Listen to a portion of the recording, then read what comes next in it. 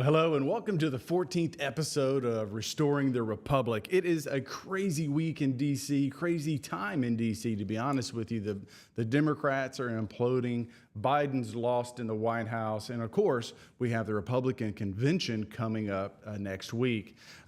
There's an important piece of legislation that we passed called the SAVE Act, and that deals with requiring proof of citizenship when you register to vote, which is incredibly important because only U.S. citizens should be voting in our elections. It also even requires proof of citizenship if you sign up for mail-in voting. It also requires states to purge their rolls of non-citizen voters, and it allows for an individual, a citizen, to sue a state if they're not cleaning up the rolls and purging their voter rolls of non-U.S. citizens. So we know we have illegals voting in our elections. We know the Democrats in particular have abused the system to sign up illegals. And this will give us the opportunity to purge those rolls and make sure only U.S. citizens are voting. Now, really quickly, obviously the Democrats are in disarray. Is Joe Biden going to be the nominee? Is it going to be Kamala? Could it be someone else like Michelle Obama? It's hard to know. There's a lot of back and forth. It seems at this moment, and again, the sands are shifting quickly, that he has the support to stay as the nominee. But between now and the convention, that could change and change quickly. The most likely and most probable replacement for legal reasons would be Kamala Harris. But the problem they have is they know she can't win either. So I do believe they've essentially reconciled the fact that Donald Trump is going to win the White House. It's going to be a big victory. We're going to win the Senate, and we're going to hold the House of Representatives and presumably pick up seats. So currently we have just a 2-3 seat margin, depending on the day.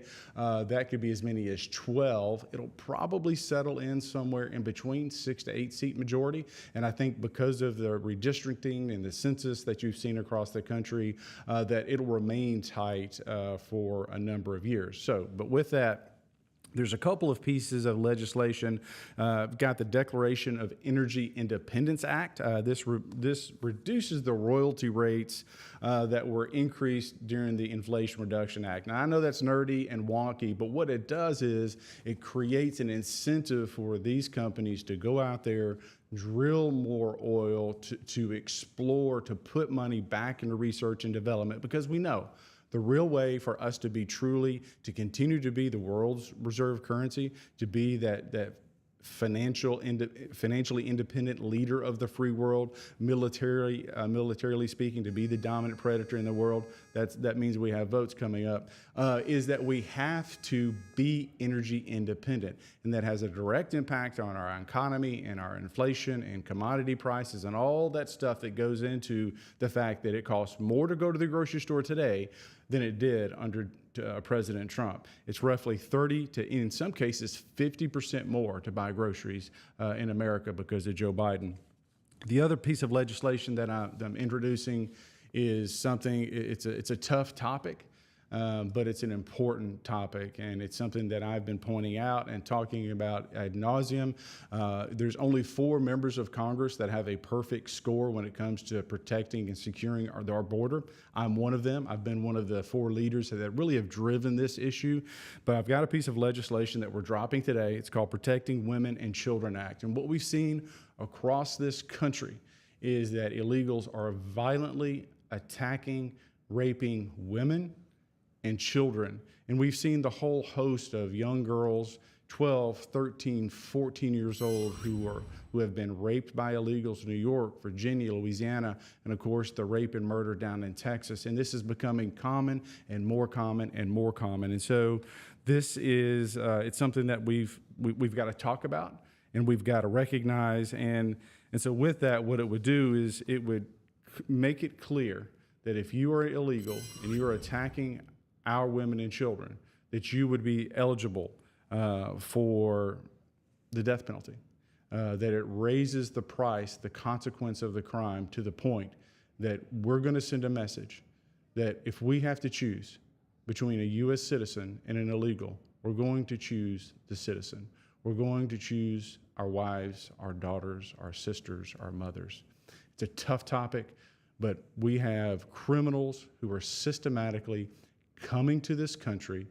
Their prison census in Central America and South America is down, where they're literally releasing their murderers, their rapists, and they're sending them into our country.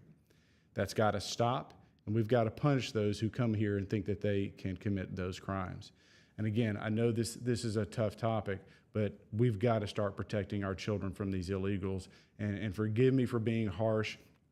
Again, one of the things we've got to do once Donald Trump takes the White House, becomes president of the United States, is a mass deportation like never been seen in the history of our country.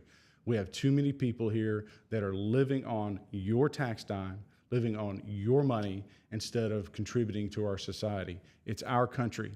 We get to decide who comes in, and we get to decide who has to leave. With that, this is Andy Ogles. It is going to be an exciting week next week at the Republican convention. Trump is going to dominate. We're going to find out who the vice president is going to be. I still think Ben Carson has a shot. We'll see. With that, God bless, and we'll see you next time.